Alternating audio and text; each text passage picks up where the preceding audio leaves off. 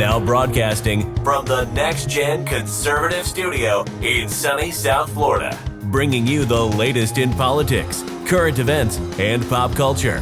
This is the Whitfield Report with Sam Whitfield.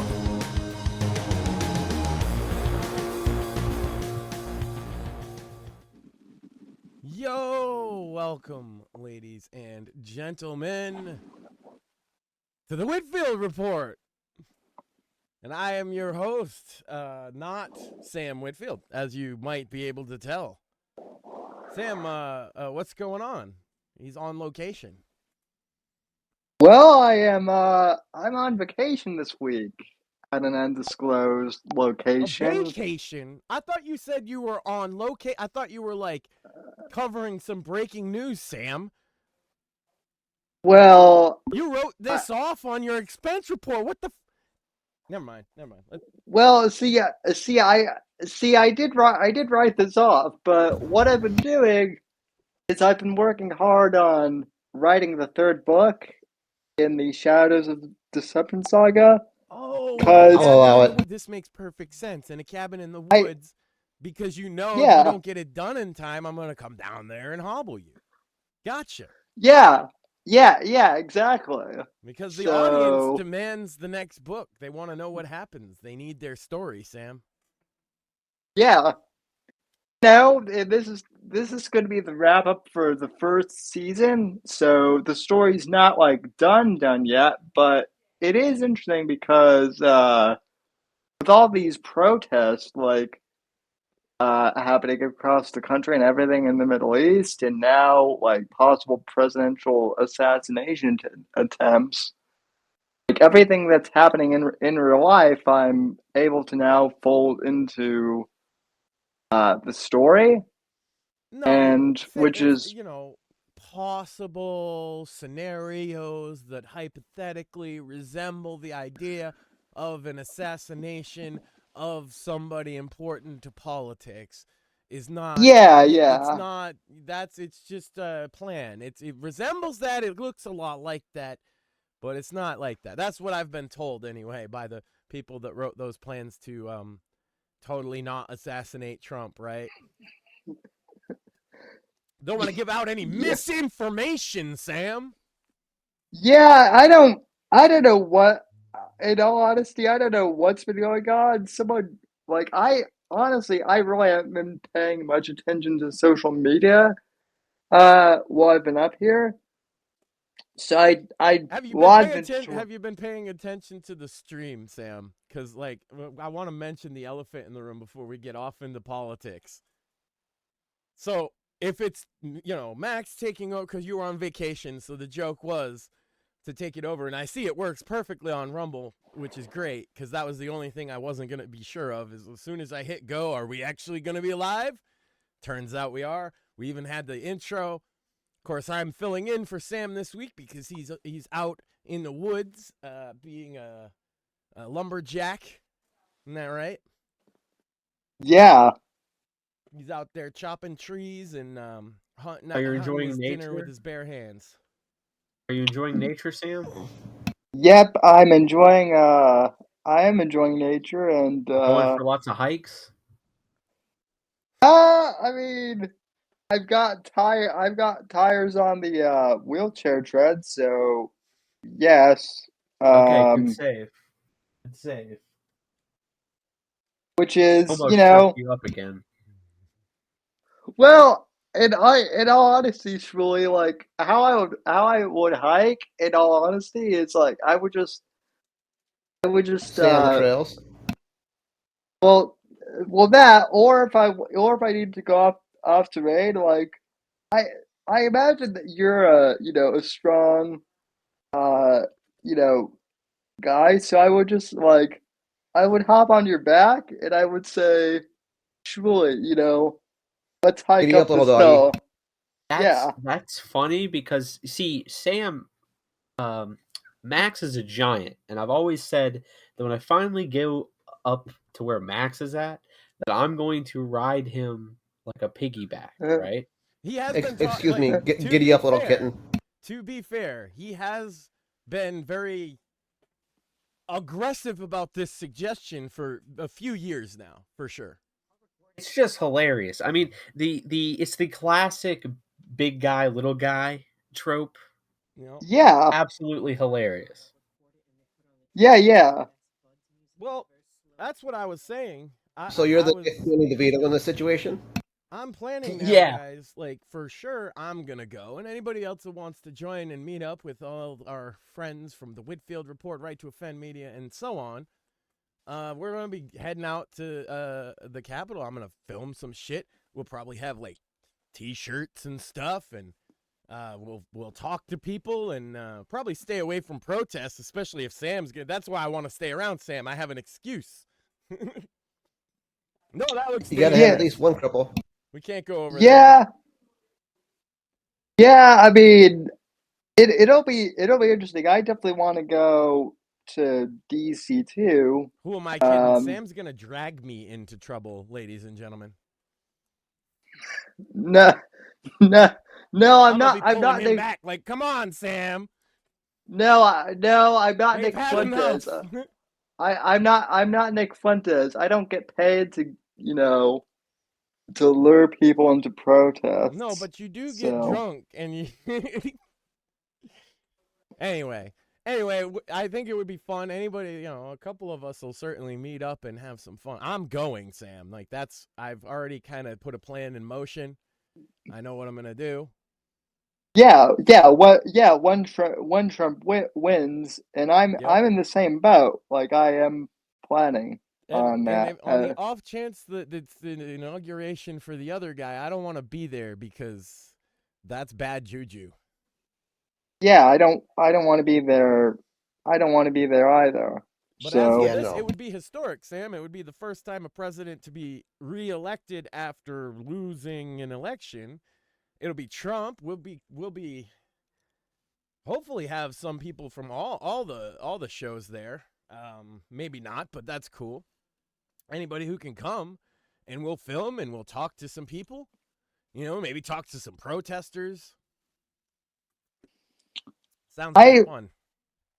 I would just honestly hope that, like, once Trump gets into we should. Well, hopefully by then inflation will. That's a merchandise idea, Sam. We should sell Right to Offend Media press badges because, ladies and gentlemen, you're all the press. Yes, we are. We are the media. We are the media, damn it. As Andrew Breitbart once famously said. So.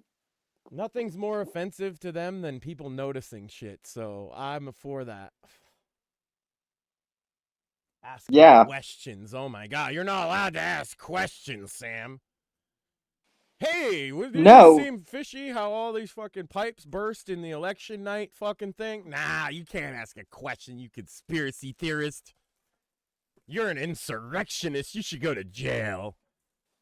Yeah. No, I say we sell press badges. Anybody can just use the press badge, and you are the press. You're officially endorsed by Right to... I don't care what you fucking say either. You could be the furthest lefty motherfucker in the world. People don't think about the implication. Whitfield Report correspondent. That's right. People don't think about the implication for the word press. Right? They think of, CNN, Fox News. The press is referring to the printing press. Mm-hmm. It's anyone who could publish. Yeah. That's why those press badges don't mean anything. That's why we could literally just print it, and if they see it say press on it, it's up to a cop on the street or a security guard whether he wants to argue with you or not. Are you real press? Are you that much of a pain in his ass? Is his break in 5 minutes? Because if his break's in 5 minutes, then fine, you're fucking press. Go. Whatever. Who cares?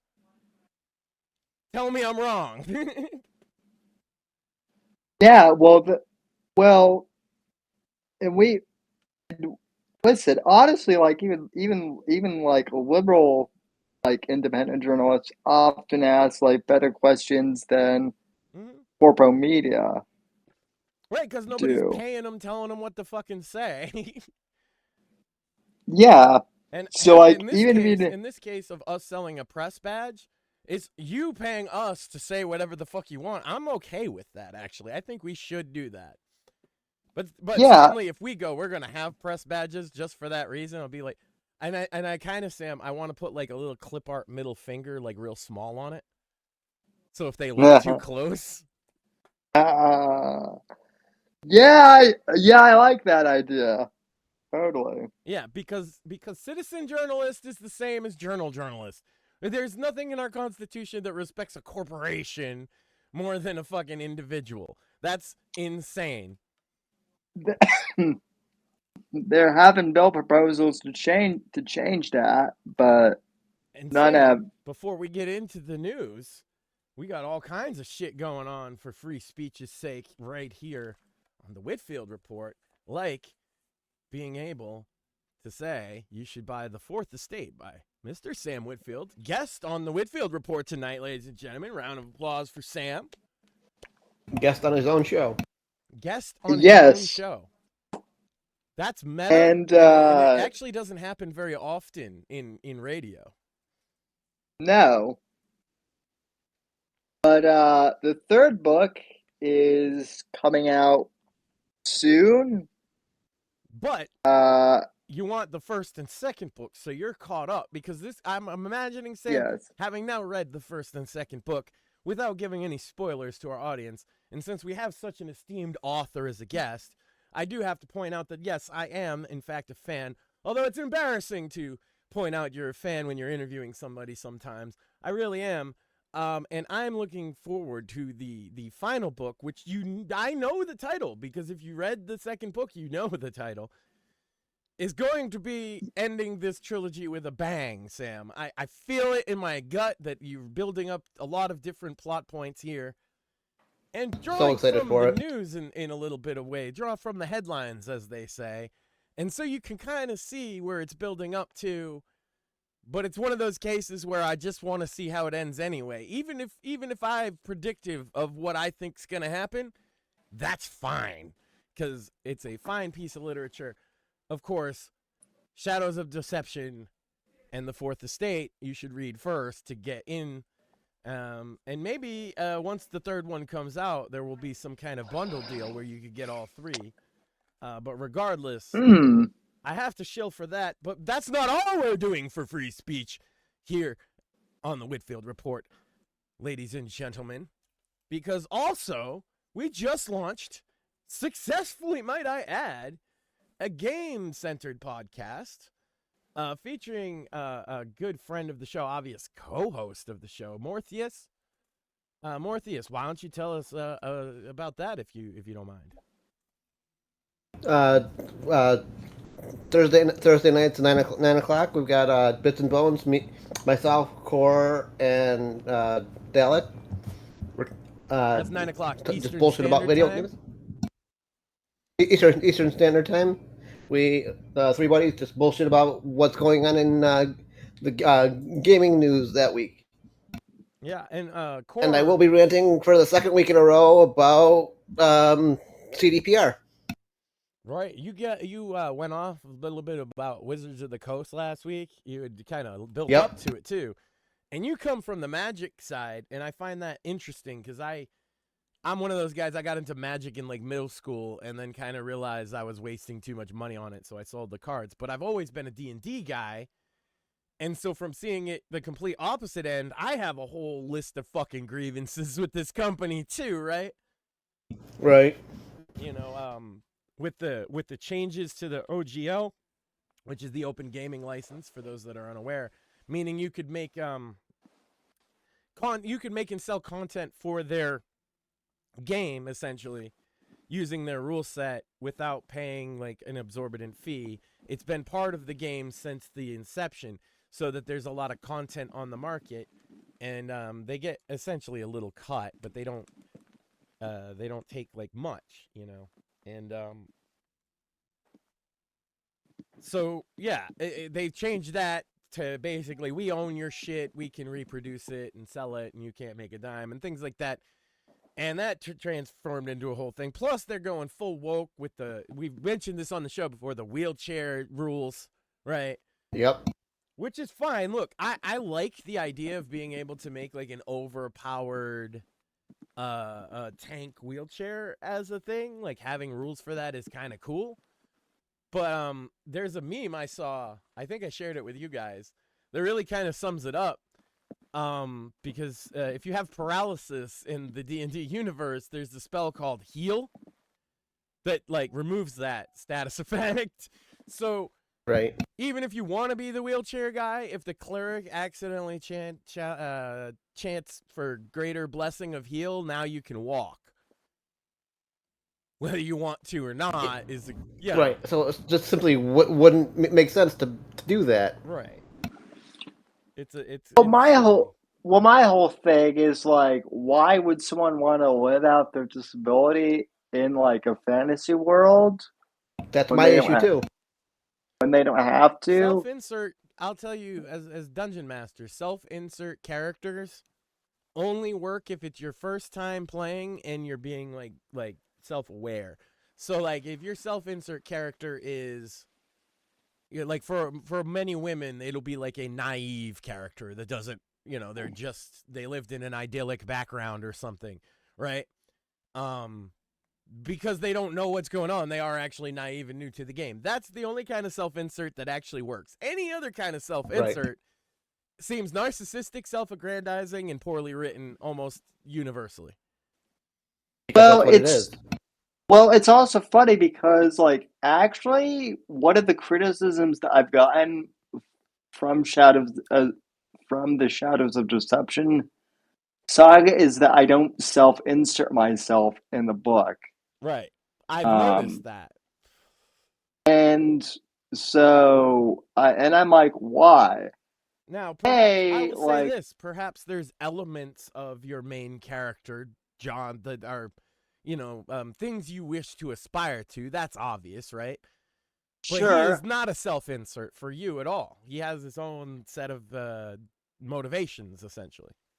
No, it in fact, like I've actually shared, like he's not so much a self-insert as much as like he's inspired by a lot of veterans who I actually have met in real life, and I've kind of like I've kind of taken the best, traits of the people that I've met IRL and put them into that character, which is what generations of authors have done. Like that used to be how character creation was, forever. Right. But before I derail that ad read, essentially, for the Bits and Bones podcast, because that's kind of what that's the kind of thing, we could talk about on there. If you guys ever want to talk about D&D, I got some shit to say. But you guys have done a wonderful job. Like I say, Core is a friend of mine for fucking ages. He's been to my home. He's a great guy. Tim, I've known for ages as well. He's a interesting cat. You guys have been having some great numbers, even sometimes surpassing our own here on the Whitfield Report, which is impressive. And so in the spirit of that, we're actually introducing another podcast. I've mentioned it before. I'd always mentioned the concept of a woman cast or some kind of podcast of women. And I did the impossible, Sam. We put it together. If it works, hey, that's on them, right? Hashtag Chitcast. But as of this weekend, I'd like to introduce first-time guest on the Whitfield Report, Chibi Riri, who is on the show. Would you like to tell us a bit about that? Hi, guys. Absolutely. Hi, Chibi. Hey, Sam. Hey, Chibi. Mort. Smooly. Yes, I would absolutely love to tell you guys about the show. So it's going to be Saturday mornings. Haven't figured out exactly when. Probably like 10 or 11 Eastern Standard Time. And it's going to be 4 married women just talking about pop culture, women things, non-women things, and just whatever comes across our desk, really. Yeah, certainly you guys have come with a lot of ideas and things. I've been keeping notes because there's a lot of energy coming into it. I think It's gonna be interesting at the very least, right? And it seems like it's already been a lot of fun. So, what was the name of the show? Absolutely. I'd like to give it the floor to you for it. What is the name of the show? So we're the sandwich makers. Nice. Sick. Love it. Nice. So yeah, this weekend we kind of got together and you guys just chatted for a while already. I was it was fun. There was absolute magic going on. All of the ladies are bringing something different to the table. We've got Max's wife, the one and only Maxine Sand, also is one of the co-hosts. So Yep. you know it's going to be fun. I have to ask you, Chibi, where do you get your ideas? Rap music mostly. Gangsta rap made me do it. That's a surprisingly good answer. Yeah, that's an amazing answer. That's the same answer I would give. Yeah, so yeah, it'll be fun. Obviously, they're all married women. My wife and another lady on the show are mothers. Others are not. But, yeah, we're two cat moms. But as well. There are two moms and two cat moms. It's definitely an interesting perspective because you don't hear a lot from married women who aren't trying to be like, oh, I'm a trad wife. That's kind of why I think it works because that shit's so fake and gay. Oh gosh, yeah. Our first feature is on Just Pearly Things. Just kidding. Yeah, well, somebody came up with the idea of like a creep of the week, which I think is great. Where you guys will point out somebody who's like a creeper on the internet each week and kind of laugh at them. That's kind of hilarious. Yeah, that was Bree's idea. She's super excited about that. Yeah, I think that's a good one. So kind of pointing out your own lockout of the week?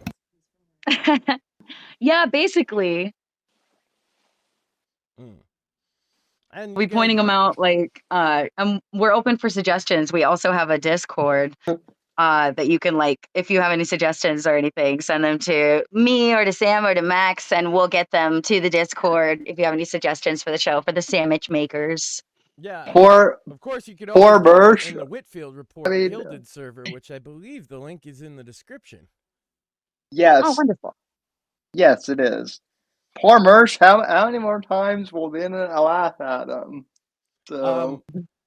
We got a couple of comments from chat. Dip says, I will not be in the audience. That's fair.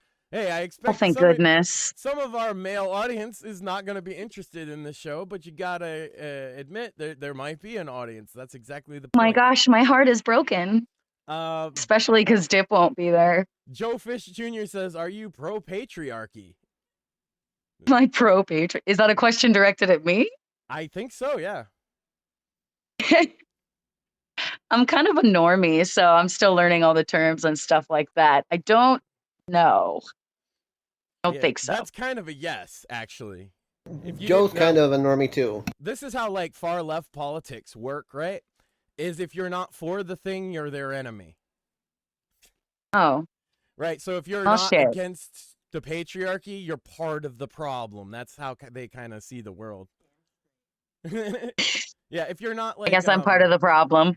If you're not hip to the newest thing that just popped up 2 days ago in the inner city, you're a Nazi. That's basically how they look at things. Not that the far right is much better in that regard, but yeah. Yeah, so you're basically part of the patriarchy. Welcome to the, we'll get you a uniform or something. God damn it. Oh, wait. It's probably your work uniform, actually. God damn it. If anybody's curious about what he means by that, I happen to be an elementary school lunch lady. Yeah. We've also got another who is actually, I think we have 2 stay-at-home moms, and then the other is a receptionist. So. Yeah. Yeah, and it's a different jobs. Yeah, you guys were cracking me up with some of the stuff. I know women aren't funny or whatever. Shmuley's going to chime in, but I was laughing. LOL. I was... Yeah. I don't know. If you were laughing, I think that's a good sign. Yeah. So yeah, that You were having fun. That's the important part. A lot of fun, and I appreciate, of course, you coming and chilling for that. I think for everybody, this is like their first podcast as well, so they might be a little nervous. If you want to help, give them some support out in chat. I actually think that they like. It's not gonna be a politics show, chat, basically, because they're more into like pop culture shit. But as you know, fucking culture's downstream from politics. It's probably gonna like come up offhandedly, but I don't think that like it's about arguing about politics at all, chat. Although a couple people had suggested it's like the base view. That's the one I keep hearing repeated to me. And my God. I think that's kind of accurate because you're not like a bunch of rich, insulated Hollyweird women. You're just like normal. So I prefer the gender-bended Whitfield report. Thank you. Yeah. I think it's more like, I think you guys are more going to talk about like internet culture and fucking movies and music if I would have to take a guess. Probably. And, I mean, sure, politics will be thrown in there, but these days, you know, what isn't filled with politics? Yeah. That is sad but true. I wish gaming wasn't. Yeah. Our political show is an answer to that question. We're not filled that then. So that's kind of the point, chat. People get too toxic about fucking politics nowadays. We're trying to have some shows where people just talk about a common interest, and if you working class, real people, you know what I mean? Not grifters like, today I want you to like, comment, and subscribe. Click the bell notification. Like, just real working and class don't forget people. to buy the Fourth Estate. That's true, though. then you can take Sam from work, and he can knock on the door and get in the club that we're all not part of. And so yeah, that's all the chilling today. If you want to hang around, that's by all means. But if you've got stuff to do, you can. Oh gosh, no, I would love to hang around. Cool. Thank you. What did we have in the news? I had to cut one off. What was it? The warrant that was unsealed. Sam, I know you want to get in on this one, right? Oh yeah, I just want to know what. Basically, like, I just want to know what happened, supposedly, because, like I said, like, I hadn't checked Twitter in a few days, and, I come back, and, I checked Twitter for the first time today in a while, and, I saw these people saying, "Oh my God, Biden tried to assassinate Trump," or whatnot, or like, "Oh my God, the FBI tried to kill Trump," or something like that. Yeah. Basically. So technically, what it is like they played out a hypothetical war game like scenario where they would have to kill Trump, essentially, and so they were like, basically, the deep state's excuse on this, Sam, is, we meant in Minecraft. That's basically it's standard procedure. Do you buy that, Sam? Do you buy that it's a hypothetical in Minecraft assassination attempt and they never, ever, even for 1 second, considered it?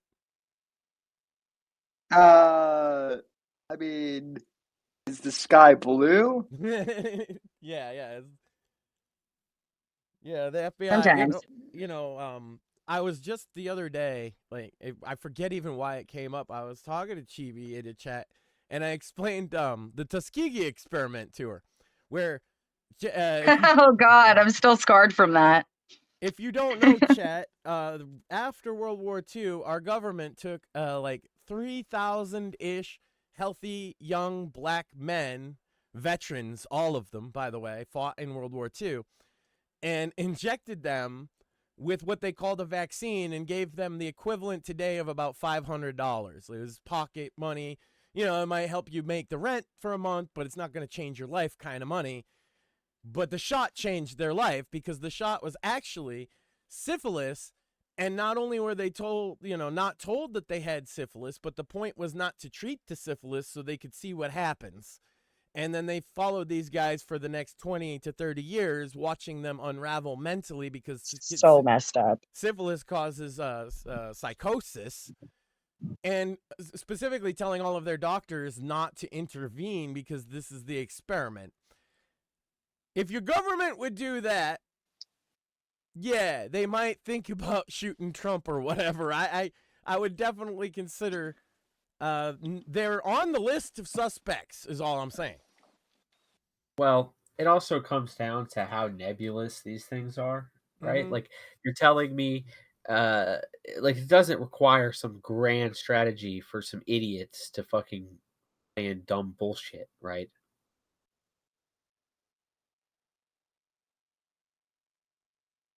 Yeah. My- No, it's true. I saw Like, it I takes saw literally Apex out like in the chat.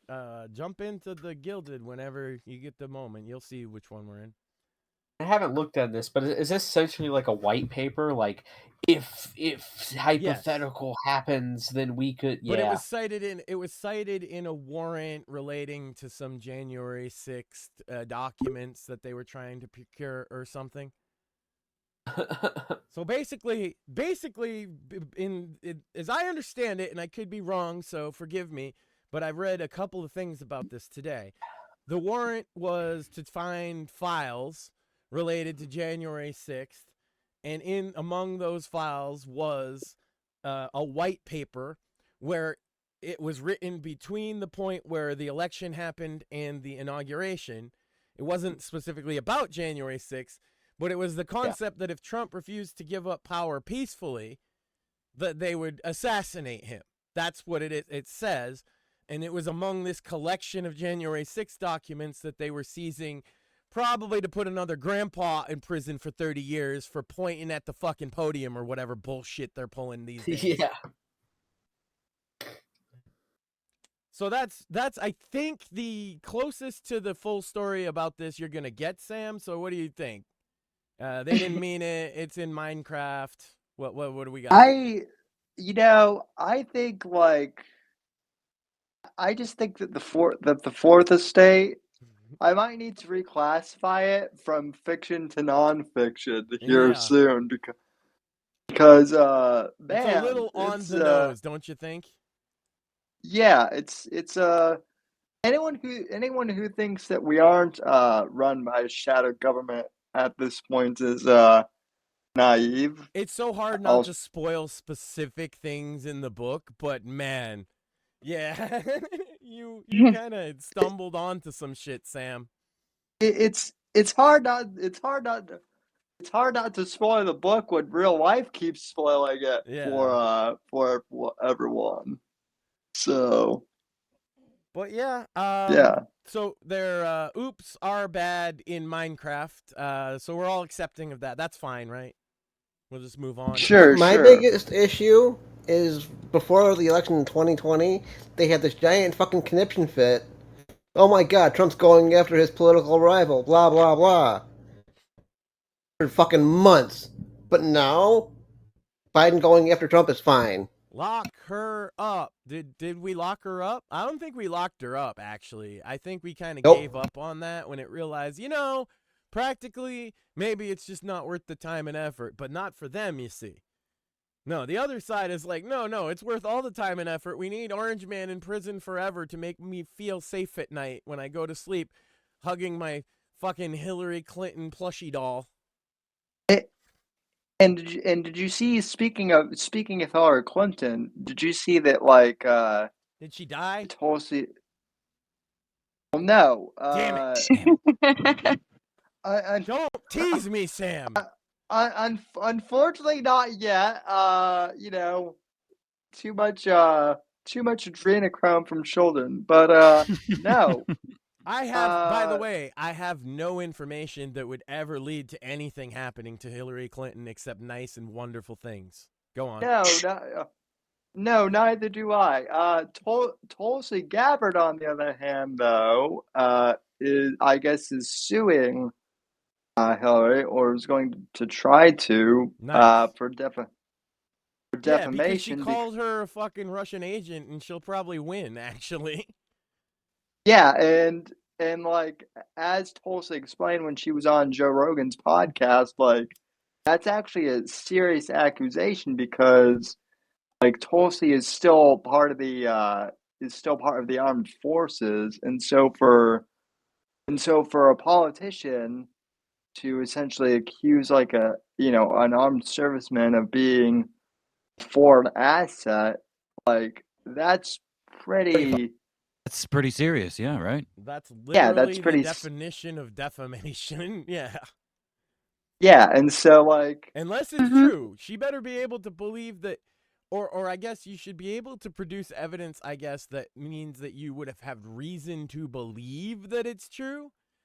Sometimes people lose that part. Like, you can say some wild shit about people that's not defamation if you have reason to believe that it's true. So yeah, it but can like be important untrue, qualifiers, but right? you have reason to believe it. So then, to win this case, she'll probably settle it. By the way, Hillary's probably going to settle this case. But if she doesn't, Probably.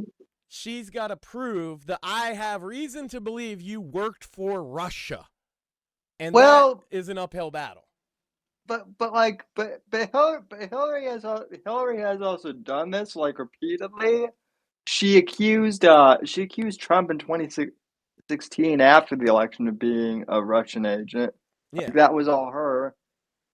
And then she accused Tucker Carlson too. Hell, people forget but she wasn't that like as specific in either of those cases. That's why I think Tulsi wins this. Right. She was much more specific to say that Tulsi actually worked for the government of Russia, rather than saying Trump or Tucker are Russian actors, essentially, on behalf of, or shills.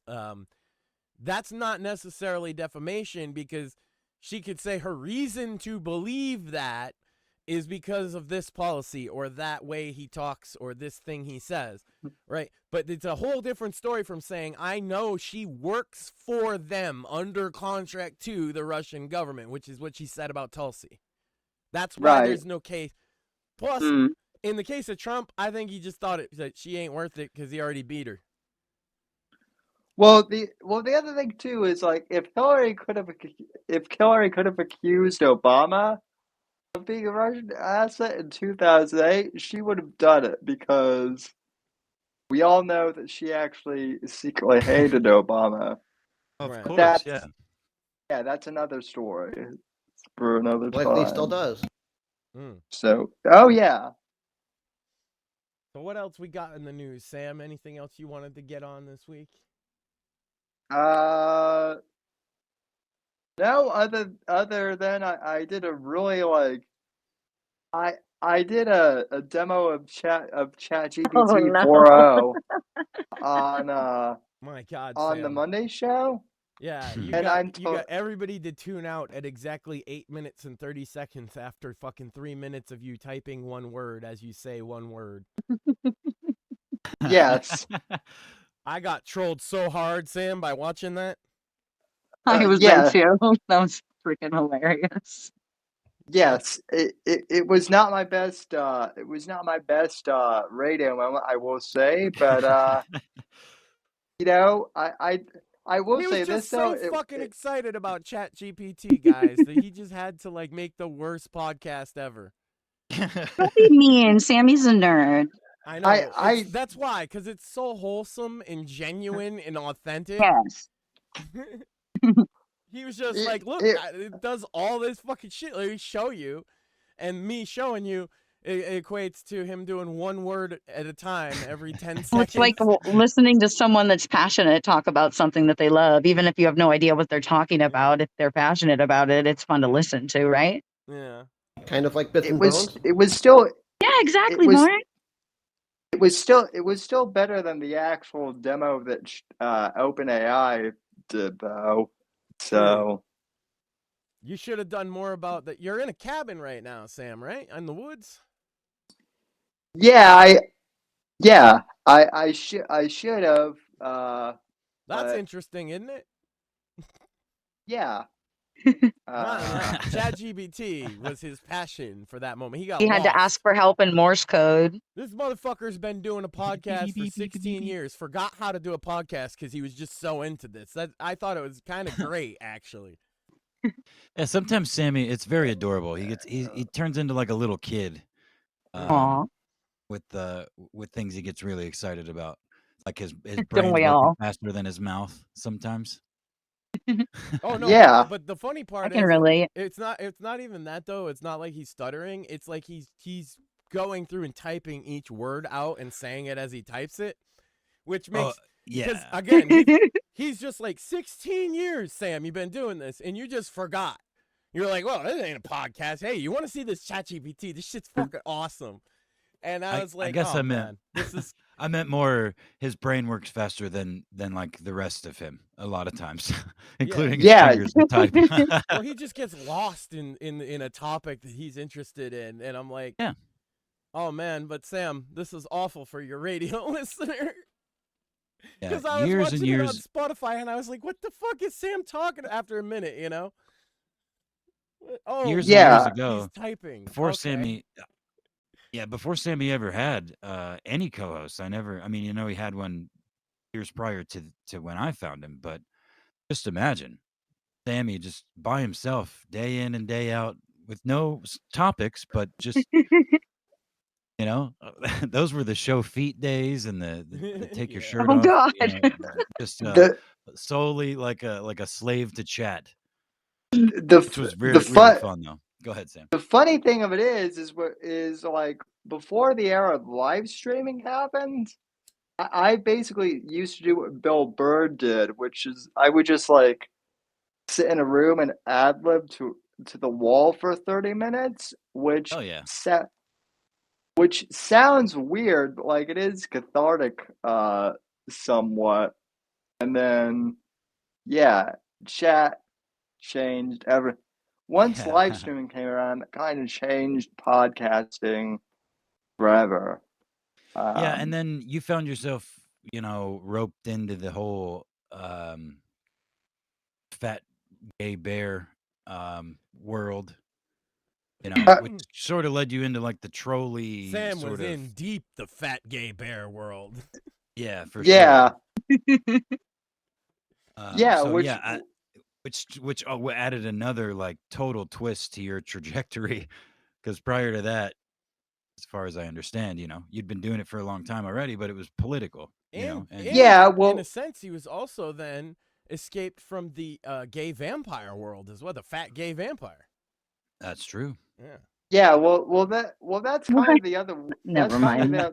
that's kind of the other weird thing is that like the fat gay bear and the fat gay vampire were also kind of like they were coming into my territory of politics, and so or they tried to. They ventured far enough in to overlap the Venn diagram. These are the turpentine worm. If you ever want to go guys, back to right? that, Sam, just play BG3. Yeah, so these are the guys that are like they drink turpentine because they think they have worms in them or something. Yeah. Okay. Yeah. What? So real geniuses. Yeah, and to be honest with you, this is the thing about the big fat gay bear. The leader of the bear cult is he had a habit, and you could track it. He just would pluck, obscure conspiracy theories off the internet. Something that someone or a handful of people had hours worth of YouTube videos on. Speculate. You guys know the type of video I'm talking about. Just speculating about some, be it UFOs or the pyramids or whatever. Just fill in the blank. He would pick from these random things and clearly would just watch a couple videos and then present this theory to his retarded fucking audience who ate it out of his hand 95% of the time. And he would get shit like he would just misquote conspiracy theories, and his whole purpose was to like strip those fringe people off the internet to give him money, and then they would get roped in by him, quote unquote, speaking truth about Hollywood, which he did work in. Or, again, flat Earth was a big one, and turpentine. The reason I even started on this little tangent is I don't think that man ever even entertained the idea of actually drinking turpentine. Right. Because he comes from He just comedy, got, no? yeah. He was a So stand-up comedian. Like the comedian bit is going to be, what's the most ridiculous version of this nugget of truth that I can make to make it a joke, right? The real genius actually is I truly believe that it was all a ploy, because he would, throw in, yeah, I'm a comedian, but only when he would really come under fire. He wasn't laughing Yeah. when he said a lot of these things. He was trying to appeal to like fringe people on the internet that had money. And he learned a lot of this from Steven Crowder, that, exploiting the conservative fucking boomers on the internet. Um, Yeah. and he Well, failed miserably in comparison to Steven Crowder. So what he did was he went through the fucking playbook of obscure, niche, stupid, most of them conspiracy theories, including turpentine. And again, I don't think I ever even saw him with turpentine. And of course, he makes the distinction. There's the mineral spirits versus the something else, and all this shit you can find on a Reddit page, like almost verbatim, Right. So or some video. there's nothing legally actionable, because again, he Of can, course. like I was saying before, he can say, I reasonably look at these articles, right, written on some website. I believe. Oh, he'd them. never say that. He'd never say but that. if you took him to court, that he would But have yeah. to, right? Sure, yeah. And then also a judge would throw it out because of that. Yeah. Yeah, and I mean, it's been this long. I realized a long time ago that I'm sorry, Sam, you were trying to say something a minute ago. Well, and I do kind of want to point out Well, just because the Sam's items not who's the host, it doesn't mean we can't talk over him. Go ahead, Sam. I know, Yeah, but I did want to really. get I it was out. gonna say. for those who are unfamiliar, I'm gonna let you finish. the whole reason why I got involved with him in the beginning was because he was LARPing as a conservative, and someone in his organization saw that I interviewed Ben Shapiro, and basically like brought me into his organization, like to try and get me to introduce him to Ben. He brought And you then into when the that family, you know? yeah, and then like when the fat gay bear basically like basically blew up his chance to get big with the Daily Wire, he spiraled, and that was kind of what started everything. So, yeah. Now I guess he's back to LARPing. He's now trying to LARP with like the Proud Boys and Gavin McGinnis. So Yeah. that'll be Yeah, interesting. you can bank on the fact that he's going to move around just like he always has. Like his beliefs, he won't even necessarily denounce his former beliefs. He will just move on. And because he's a comedian, and I'll be honest with you, he is actually pretty good at talking. Like he's less of a comedian as he is like a hypnotist kind of thing. You know what I mean? Those types of people that can just talk and talk. And if you're actually objectively listening, it's nonsense. But if you buy into the theatrics and you buy into the the persona that's the bit, if you buy into the bit effectively is what it is at its core. But as a viewer, I don't know that. I mean, that's how I found this man. Is he was relentlessly fucking pushed into my algorithm back in like 2016, 17. And the first thing I ever watched was him and his wife. And he was like playing piano and singing goofy, like making goofy lyrics to popular songs. And it was pretty funny. And it seemed pretty wholesome. They were cute. And then the next one or a handful of episodes later, he's by himself drinking and playing piano and talking to chat, and says something about somebody sending him dick-shaped gummies that were poisoned, that were meant to kill his family. And as a viewer, I did like just become aware of this guy fairly recent. I mean, maybe it was like a month Yeah, or, what or is a few that I. happening right now, right? Yeah, I was like, what the fuck? And I was apparently naive enough to the internet at that point as a grown ass man that I'm like, why would anybody do that to this man? I just assumed he was telling the truth, because at that point I didn't have any reason to think he wouldn't tell the truth. Because again, I mean, I didn't it really does pay make attention for to a that many good people. joke, at least, like eat a dick and die. Like that's the Mhm. punchline. But yeah, like why? No, it seems insane because it is insane. But And it's entirely you're false. giving Yeah, him the benefit of a doubt that he's being authentic about it. sure. And he doxed them right there on stream. And I remember feeling a certain type of Jeez. way at first, and then like he started reading names out, and I saw the chat, people be getting deleted. I'm like, whoa, fuck, there's more going on here than I thought. I don't know why I was so naive about it at first, but because I wasn't a virgin to the internet. I understood Right, but you don't want to generally assume that, he seemed normal like 5 yeah, minutes ago.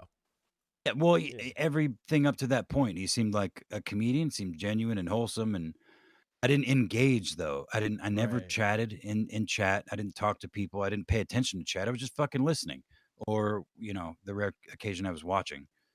I don't know. It's just one of those And things. that's who their audience is. All of these people that do that, right? They get super parasocial with chat to like a weird degree. That's because it works to get them their followers, right? Those are the Exactly. diehards that will die in the trench of the meme war. Some people go way too far. Mm-hmm. Well, yeah. Yeah. So you encourage those people, even though generally those kind of people aren't really helpful. Like I'd prefer somebody who's like, hey, your show tonight sucked because this, right? Audio issues, or just be Ask honest Smooly. and get, or yeah, just Schmooley's on. Certainly there's a portion of chat that's like Schmooley's on. Not what I meant, but that's funny. It's a bad show. But we like constructive criticism. Yeah, Right? Smooly, I wasn't trying to throw you under the bus. That was Max. That's right. That's Getting our energy. opportunity. But yeah, that to me is like wild. If somebody was like there every week and never, the thing is, you see these people, they never offer an actual opinion on the content. They're like, great show. They're not engaging with like what's being said. They're not like, it's the same thing as like the fake reviews you see where they're like I was I talking say about, that after every show. I'm like, great show, guys. yeah, but you're also in the middle of the show. You're like, oh, on this topic, I have something to say, and we read it out. That's like actual engagement, right? Yeah, you that's actually true. participate in the show. Mm-hmm. Yeah, I love the shows. Saying great show and nothing else is always strikes me as like bottish behavior or just weird. Like you don't want to say the wrong thing either. You don't want to get kicked out of the saloon because you accidentally said a word that was like not okay, right? Yeah. No, see, More trying to constructive kick criticism. Holy shit. What the heck? No, I mean, constructive criticism from your audience should always be open. You should always be open to it. But the Even bigger if a it's show not gets, nice, like sometimes it's useful still. of course. Yeah. I mean, sometimes people just don't know how to say things nice, but doesn't mean they're wrong or lying, Mm-hmm. Or especially on the internet. malicious. Exactly. Right. But yeah, I think the bigger your audience gets, harder that is to maintain, Mm-hmm. Well, that's when you get the inner and outer circle types, and that's kind of what you stumbled into. You were not the inner circle, so you were not privy to the slow descent into madness that you would have been if you were behind closed doors. And also, those people are conditioned from that slow descent. So when he does a little weird thing and then another little weird thing, it adds up instead of you walking into like, I walked into the fucking Twilight Zone. Well, you skipped that descent into madness. Yeah, and I mean, again, I think it has a lot to do with my lack of engagement. Like my engagement began when the first Johnny Arcade video popped up in my feed because I started just looking around. I didn't even Google his name. I just started looking around on YouTube for like negative Owen stuff because all I got was, I mean, I don't want to make it sound like it's the only thing that was in my feed, but he popped up a lot. Before I ever clicked on his fucking name, I would see like him on this or that, talk show or this stand up or this clip or that clip. I mean, I do think he was pushed by the algorithm. I didn't even watch you know what I mean? It didn't make sense that he was in my feed, which is why even people who they do claim they're abused by the algorithm. My favorite example is Tim Pool. Yeah. You Oh could, yeah. if you click they're a Tim clearly Pool pushed. video, you're gonna have them coming out of every orifice on YouTube for the next like month. And even if you click, don't show me this channel, I don't like this, all of that. They were like, you watched a Tim Pool video, we're gonna get you hooked. Yeah, you watched It's gonna show 45 up. seconds. Yeah, you watched 45 seconds of a, Tim Pool video. Now you can't escape him. Yeah, and I mean, I think those people are fucking babies. For them, they spent way too much time on the internet, and made too much of their living off of it. In my opinion, in a lot of cases. But yeah, fuck, I don't remember what the point I think was I exactly think that that we were was talking the about. point, wasn't it? Yeah, I think so. Yeah. Because that's on brand. Like, Yeah, there's a difference in how I we mean, talk versus how somebody who's like, oh, I'm afraid. Max, Wait, I'm Sam, the go host. ahead. Hold on, I'm the host. Sam, go ahead. Hey, this is my first time. I'm the guest, so Sam, go ahead. I also think another thing here that has really changed things too, as far as like streaming and the internet goes, is this whole notion of super chats. Oh,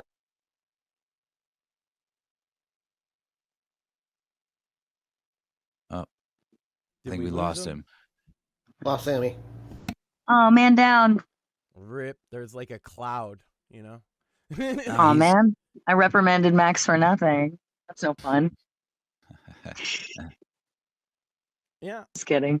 No, Oh, there he goes. There he goes. I can't even let Sammy I finish. think I can finish his point, or at least Yeah, go my ahead. thought on it is, yeah, super chats. Of course, for it. they clearly changed everything, because when you can pander to an audience, whatever audience that may be, if they have money and they're on the internet, and they want to support the things they believe, be it shit like flat Earth or drinking turpentine or Tim Pool's gay, whatever, conservative Sit, bullshit he whatever, tries to yeah. sell. Yeah, I mean it's profitable. It's crazy how the internet has exposed like the fissures of the human mind. You know what I mean? And how Mm. I mean we've touched on this recently on the show, sort of, but how I explained it as like putting a magnifying glass on your whatever mental deficiencies you have, but I think it's more than that. Or just your worst negative traits, right? I think it can absolutely. I think that's what it predominantly is, but it can surely be a good thing for people too. I don't know of any examples really off the top of my head. I actually do. So welcome back, Sam. I have a good example of where it can put a light on your most positive traits. And for me, this is like a guilty pleasure of mine. It's streamers who play an instrument and actually like do something musically. On Twitch, that's basically all I watch on Twitch anymore, except I watch Core sometimes because he's my buddy. But like sometimes I'll go on Twitch and all it recommends me anymore is this guy plays guitar, right? And he plays along to cool songs and he's really fucking talented. Or like this chick, she can play the piano and sing and she takes requests from chat. And sometimes that's like good morning entertainment for me. So there's a way, like, because that's their talent, right? That's probably one of the best things about them as a person is their ability to be talented, on the spot, improvisational and all that. Must be nice to be talented. Yeah, and so that can be a case where the internet shines a light on the best parts of you, but so often this genre of like trash drama stream is all about just the most negative parts of humanity. Yeah. I was just gonna say before I got cut off, I think the whole monetization thing, and specifically with super chats, really changed things too. Because like when I first started watching Owen, which is who Apex and I are referencing, he seemed like a pretty like, chill and normal guy. But then once he found out he had the ability to super chat or receive super chats rather, it almost changed his whole entire dynamic, and his whole entire show came about getting super chats. Yeah, that was certainly part of it. And so, and I've noticed that with other streamers, like Stephen Mullen, who famously spurged out, like, oh, you like gave me $1. Yeah, and Can't believe that shit. And Mersh, like, that's his entire gimmick. So basically I think that's part of. Go ahead, Sam. Sorry. I'm broke, give me money, and that's why, like, yeah, we have the ability, if you can send super chats, like, I appreciate it, but I'd rather that people go out and buy my books instead and actually get something. It begs the question, like, where the line actually is, because we all understand there's a line, but I think the line is the shameless, entitled mentality of a lot of these streamers, where yes, it's work, right? You actually have to put in work to do this, but they act like it's as hard as the guy that's working out in the fucking gravel pit like I used to do, or the mechanic, or the electrician, and who's often the guy listening and donating to them. And I'm amazed that these guys buy this bit where Mersh is like, I need money to go gambling. And this guy's like, yeah, well, fucking food prices are double, but here's $20. Yeah. And yeah, Mersh is really good at bullying I mean, a lot of them are, but I do think fucking DSP. I do think that the monetization of the internet, as it were. I think Mersh is one of those people. He was probably fairly charismatic and had some friends in his real life throughout his youth and teen and young adult years. You know what I mean? Like, well, for sure, he's a failed stand-up comedian, but he still had at least enough courage or some sort of something prior to at least try. The F-list Opie and Anthony guy is still probably the funniest guy in his actual friend group, for sure, right? Sure. So yeah, those people come in with the chip on their shoulder, and of course this is a job. Now you can just talk on the internet as a job, but it's not. I mean, it's not all rainbows, as I think most of them know going in. But again, in a situation like Mersh's, where he has had. Sorry. I'm sorry. I was trying to make a joke, but I was like, it's not like all rainbows. I'm like, damn it, what did I sign up for? But I didn't mean to interrupt you. I'm sorry. No, it's okay. I also think there's a point to be made that a lot of these guys associate like their only conception of status or like manliness, masculinity is literally in dollars, right? And you can tell because that's their thing, that like Mersh is clearly not like a lot of honorable characteristics of a person. But when you ask not to mention a fat, disgusting fucking pig, yeah, like he's gross. He's awesome. It's gonna be because I make money talking on the internet. Yeah, on the internet. And exactly. It's a fucking money. status symbol. I make more symbol. money than the guy that shovels dirt. Well, I'd rather hang out with the guy that shovels dirt, to be honest with you. He's probably a better companion. Yeah, almost certainly, because he has real world experience. He hangs out with real people and does a real thing. So yeah, it is like I said earlier, these people most of them are just fucking narcissists, and they would have been narcissists in their real life. They would have damaged a handful of relationships, throughout their lifetime. But on the internet, you let them think that they can do what they did in their hometown with their friends, sitting around smoking weed, getting drunk as a job. I've said this about Ethan Ralph specifically a million times. He is the most stereotypical trope of fat trailer white trash. I know this because I'm one of the trailer trash. I grew up that way, okay? And in every fucking low-life white trash neighborhood or trailer park in America is a big mouth that everybody kind of doesn't like because he's such a dickhead, fat, abusive to women, drug-addicted loser, just like piece of shit. Yeah. That for some reason people want to be friends with him because maybe it's because interesting shit happens around him because he's such a piece of shit. But there's one of them everywhere. The difference between him and them is that he has the megaphone of this internet show and a little bit of like internet fame, so that most people hearing about him now have a legend outside of his little fucking trailer park he would have been kind of excluded to in previous eras of history without the internet. Yeah, with very, very few exceptions, what internet stardom or fame or success ultimately seems to be, or I'm sorry, maybe not success, but fame for sure, is a bright flash and then a slow burn to like descending. Maybe that was a bad analogy, but it's like your 15 minutes kind of thing, and then 20 years or 10 years or 5 years of just humiliating yourself trying to There's back an to that one interesting thing. in between. I did a video about this a while ago where I kind of laid out.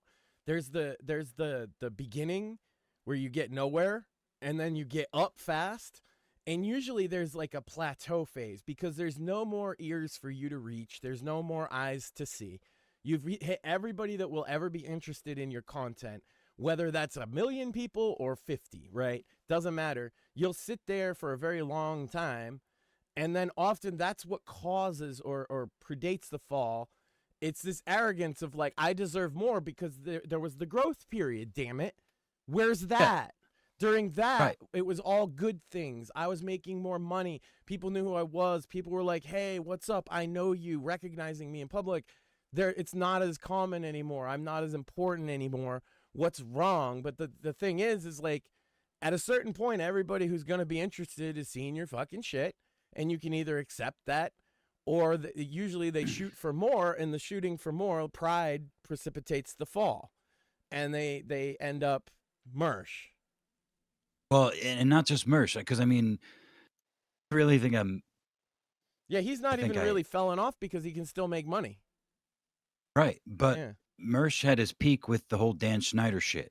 Him and Royce, that was like the peak of their internet celebrity, and it's just been another seemingly a downslide ever since. Ethan Ralph, the Gamergate, and then the early Killstream. He was on a fucking peak. Technically, he technically still makes money too, but that doesn't mean that they're successful. It means they're really bad at a job that they, should have all of the capacity, more money, capability. They were.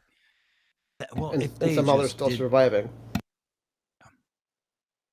I mean, because they've tanked their reputation amongst the people that a lot of them used to be fans. I find that I wasn't really into a lot of these people, right? I've been finding out more. Ralph, I found out more recently, and then being on Sam's shows, how I found out about like Mersh and them.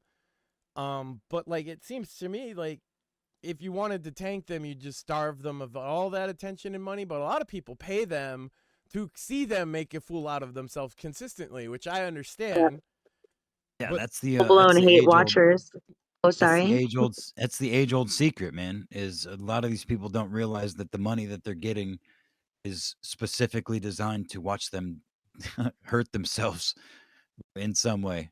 Yeah, well, when you get a guy like King Cobra, like it's kind of out in the open that's what people are doing to him. Whereas like Ralph, a lot of times people pretend they're actually his friend while they donate money and convince him to say or do something stupid until he figures it out, and then the next one moves in and does it. There's different strategies to it, but yeah, a lot of times the people keeping you going the most, if your entire living depends on it, and you have at that point probably desperation to a degree that if I give this up, what next, right? And so you're willing to maybe debase yourself a little bit more than you otherwise would because you need that next paycheck. Rent's due kind of thing.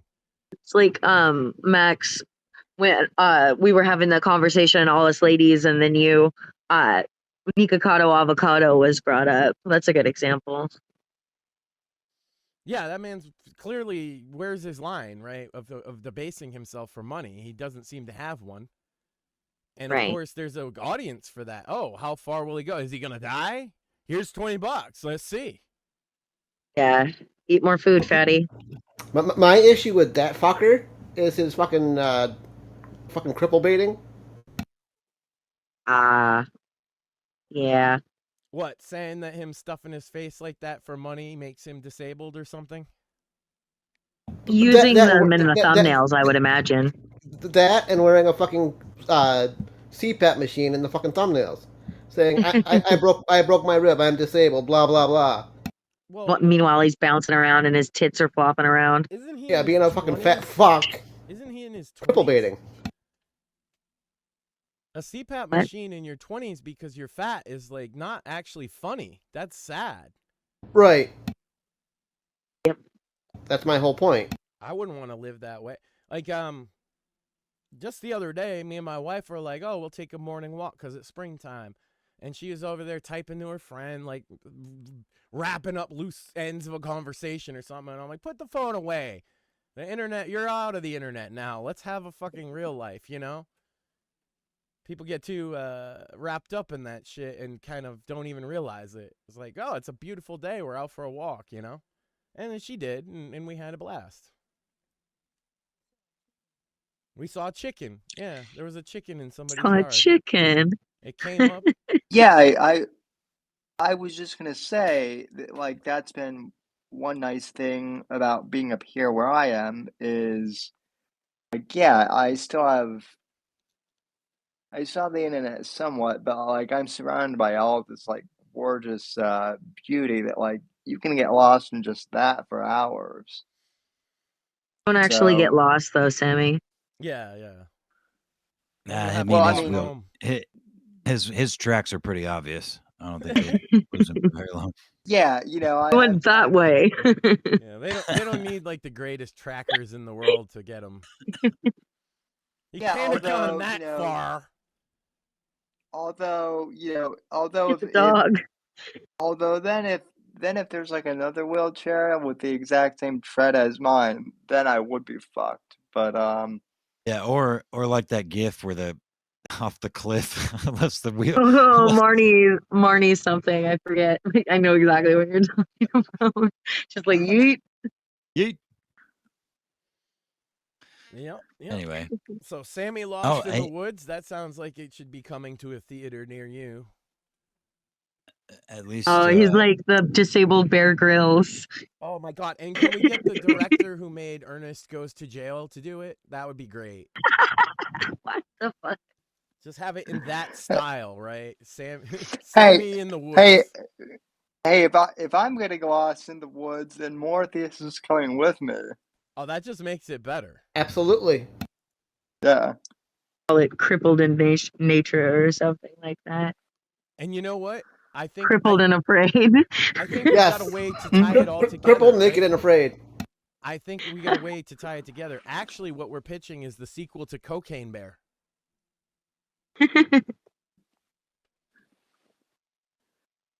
What? Oh, no. What cocaine cripple? Would you rather be in the woods with a man or a cocaine bear? No, it's still a cocaine bear, Sam. You were just one cocaine of the cripple. I'm sorry, Sammy. That is a fucking banger if I've ever heard one. Yeah, that's a cocaine movie, cripple. Sam. That's not Lost in the Woods. That one, like, you got to be in like the inner city. Why is Dip here? Excuse me, I am the cripple hunter, and I will be in those woods. Get him out of here! Nobody asked, dude. No, cripple hunter, my ass. Who is that? He's a troll. Dip Trump. You wouldn't be able to catch us, Dip.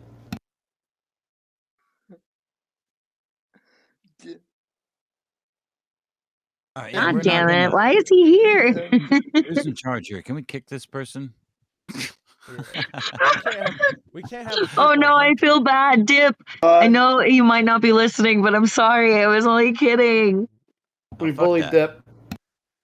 Anyway, back to the he show. Got his one line in. He's fine. He's happy.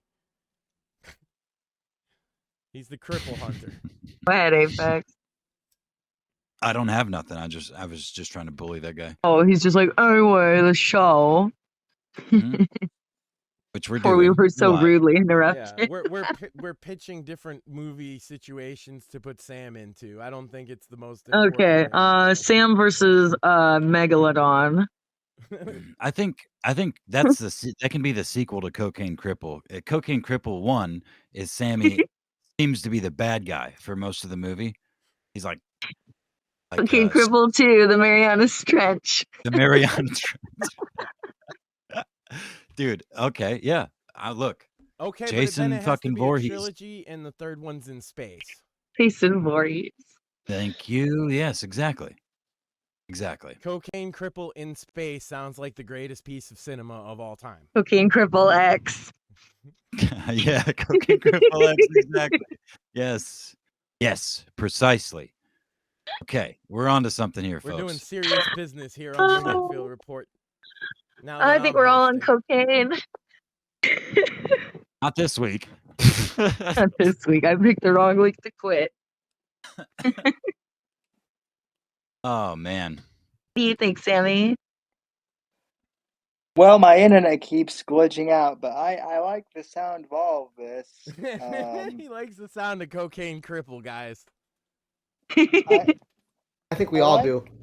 I like the sound of Cocaine Cripple as long as like it's Cocaine Cripple fight Mortheous. Wait. Let's fucking do it. Because Mortheous gets a spin-off series where it's Ketamine Cripple. That works too. Spelled with a K. That's right. And we're still gonna have the cripple fight. Sam will be on cocaine. I'll be on ketamine. Yeah, and you're the you're the agent title is Special K, obviously. Of course. Oh, bro, we can make it Cocaine Cripple with all K's, like capitalized. But then the plot of the movie is Sammy in this bad guy role is killing Aryan nationalists or national socialists in the woods while they're on a camping trip. Yeah. You don't know that at the beginning of the movie. They're just camping, and they all appear to be bald. Just the last scene, there's like a massacre of them, and their bodies are everywhere, and it zooms out, and they got all like swastikas up and shit. Right? Oh, yeah. And Sammy then turns out to be the hero, and he's fucking rolling out of the woods after doing the dirty work, wiping these scum off the face of the earth. The last shot is him curb stomping one of them. Well, no, the last shot is him rolling. The last shot is him rolling into the ocean, Chibi. Remember, because he's going to fight the Megalodon next. Oh yeah, that's true. For Cocaine Cripple too, the Marianas Trench. Yes, dude.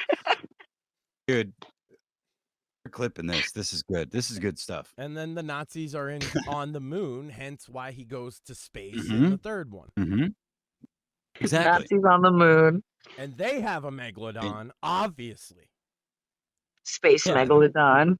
Well, he goes to the Marianas Trench to stop their plan to make a space Megalodon that they can take to the moon. They're gonna you know what I'm saying? They're gonna do that on Earth, down in the Marianas Trench first before they take. My face hurts from laughing. All right, so then we take out the Megalodon on Earth, and then we go to space and knock out what they got left, bro. That's it.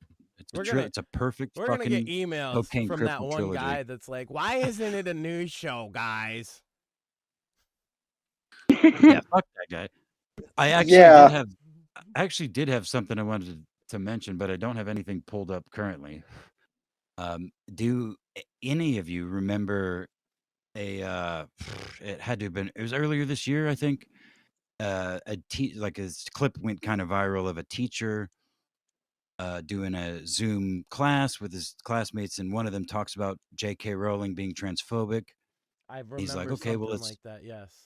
Like, okay, let's talk about it. And the more he asked just simple questions, the more the dude's original position fell apart. And it was very clear, and it was cool. Like, it just was like, it was like an old school, few good ones out there. Old school takedown, like, oh, you got owned kind of deal. Not even. No, the teacher was like very respectful the whole time. It was just even better. Yeah, but for sure, it was one of those. It was certainly projected that way by third parties, third, fourth, fifth parties. Like, oh, look liberal douchebag. It's owned by red-pilled teacher, whatever. And then they put the Clickbait. Minecraft shades on it with the blunt. Yeah, The but deal with the shades. the whole point was I saw a video popped up. I don't even remember the guy's name. I didn't follow that story at all. But he got fired from his job as a teacher just recently. Look, he had an opinion. He had it coming. He didn't even have an opinion. No. That's the thing is when you watch the video, he doesn't express any opinions at all. We have reason to suspect he might have had an opinion. No, Let him cook. Because he gave us facts. I think it was, if I remember correctly, again, I didn't even watch the whole video. It was like a 20-minute video about why he got fired. I don't care that much, man. Sorry. No, it's go on. But it was basically that it had conflicted, somehow with his contract that like, fuck, I can't remember exactly. Either privacy of the university or conflict of interest or something. I don't remember. Something very basically. Something very legal, legalese type shit, Yeah. But either way, the dude's got like 500,000 plus subscribers on YouTube. That's probably why I saw either of those videos in the first place, is because that shit is boosted by somebody somehow, and people like that, if they play their cards right, are going to be fine. Well, and we have alternatives for many, many years. My biggest problem, and why I wasn't really doing much content until I joined the show, of course, the joke is tonight, I've taken over the show because Sam was not necessarily in the best, he's cut in and out a few times. He's out in the woods. But we thought we could have some fun with it. It's because he gave me this opportunity to just kind of vent about whatever the fuck we want. And it's been such a wild Sammy ride. in the woods. But, man, I couldn't find anywhere since Stream.me that I felt comfortable with. I'm not going to get banned for making a joke, mostly. That's like 99% of the fucking problem is making a joke, not even making... We could sit here and have serious debates about political subjects and 99% of the time not get banned, but that one joke, because, man, the jokes hurt the people in power's feelings more than fucking anything, and that's my whole bit, man. If they're trying to take away your ability to just tell jokes, they're the next thing they're going to take away is everything else, because jokes hurt their fucking feelings. Well, the government has never really understood the concept of jokes, at least as long as I've been alive. Right. For the most part, anyway. So, I mean... Except at the expense of the populace. Again, and then the neither advent of do any of the major political sides once you get into, like, the people that's their big point. Like, obviously, we care about politics. We do a show about it. But we kind of are coming at it from a different angle of where, like, do we keep every fucking story every week and talk at length with the same opinions that the same people all have, the same, like, you look at a right-wing grifter content, they all say the same fucking thing. How many of them are going to sit there and talk about the Trump assassination thing in excruciating detail rather than, we did a bit about how they're basically just saying it's in Minecraft, haha, move on, because that's all there needs to be said. But you can turn that into a 3-hour fucking talk show. Of course you can. And you expect them to do so. And then sit there, collecting tips, and that's how they make their living. I know for a fact nobody with us makes their living off of this shit, so we're more or less doing it for fun. And you'll get a different opinion out of somebody like that, I think. Because I don't want to sit there and see the same opinion about the same very specific battle that's going on in the Middle East somewhere every fucking day. I don't care. I don't want to see your dead bodies. I don't want to see the dead baby pictures, either side, right? Like, 30 years ago, you wouldn't have, because there was nowhere for you to see it and immerse yourself in violence and death, despair, horror. Everything's so bad. Yeah, but we got our own problems too, right? Oh, everybody's fucking poorer. Everybody's food's more expensive. Our gas is more expensive. Your rent and mortgage may be more expensive. Fucking, you can't trust the school. You got to keep a fucking eye if you want to send your kid to school. And then a bunch of other people who are way more fucking political about everything than you will tell you, well, you should be homeschooling your kids, as if you have all the fucking time in the world. You know what I mean? It's fucking bullshit. I'm sick of the grifter shit. I'm sick of everybody having these one-size-fits-all answers for everybody, and I should stop. It's a problem. It's a problem for sure. Go off, King. I'm clipping that. Sammy, Keep cooking. go off, King. Yeah, it is such bullshit though. It's like when you watch a motherfucker's video and you know what he's gonna say. You know what he's gonna say.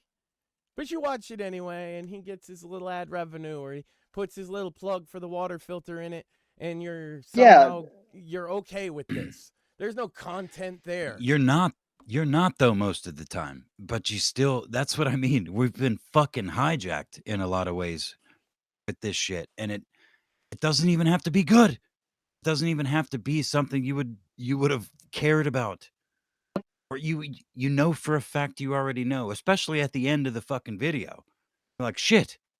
When there was limited space for you to be a show, none of these shows would have survived, probably even ours. I like to think it would, but who knows, right? Like, you had to bring something because there's competition directly with you, and there still is. There's more competition than ever, but people also, standards have never been lower. Well, look, I'm a firm believer in at least when it comes to podcasts, people don't want, I mean some people do want the political talk and the bullet points, but even those people want opinions. They want unique perspectives. At least in their heart they do. Again, I think we've been hijacked in a lot of ways where we just fucking consume the same shit spoken by different people over and fucking over. Excited for next product. And I don't think that's necessarily our fault. I think it's the product of like the algorithm shit where people are just saying what gets the hits, and don't let the corpos control everything about you. See, this is my point. I don't know. I'm the guy that's always been given the finger, and it has given me mixed results. I give the finger to my boss, I end up without a job. I give the finger to some guy that deserves it, and I feel like pride. There's always like a give and a take with it. But man, nobody gives the finger to anybody anymore. You know what I mean? Like, no. Yeah, that's true. Like, oh, the man's holding me down. Damn. Oh well. I guess I'll just eat the slop that the man's leaving in front of me, you know? And that's where the people like Owen fucking Benjamin come in, because they pretend like that's the role that they're playing. Well, they put a little garlic salt in their slop so it tastes better. No. They're playing I'm sick of this shit. You should be sick of this. That's the garlic Let's be salt. sick of this together. Okay, fine. Whatever. I missed that analogy. But yeah, that's the whole point. Tim Pool, same shit. It's all the same fucking... He's more like, Tim Pool's the Italian seasoning that gets added to it, where there's a little bit of flavor to it, but it's very bland. Right, exactly. But it's still all the same shit. It's still slop. And we're all still saying the same fucking thing. It's still gray fucking goo that they're putting in a bowl and saying, here, this is great, eat it. And you're like, well, it kind of sucks, but it's, I guess. Yeah, nobody dares have a unique opinion outside of, like, the narrow lines of their political party. So, I mean, I guess some of them do, but they don't, it's not like a staple. That's just an afterthought. They ride the main fucking rails of all of these talking points, again, for the most part. But they're smarter than that. And that's the thing, too, I think. That's the why internet guys don't think the average normal guy is smarter than that. Rather, they don't assume that the average guy is just kind of like, what can I even do? So I'm going to eat the slop. It's not that they're fucking stupid. Normies aren't stupid. Stop thinking that, Yeah. Sammy, what were you saying? Well, that's why I think that this show has been so successful, though, at least like in the past few years, is like, because like I do think we joke about the headlines mostly, and then we just move on.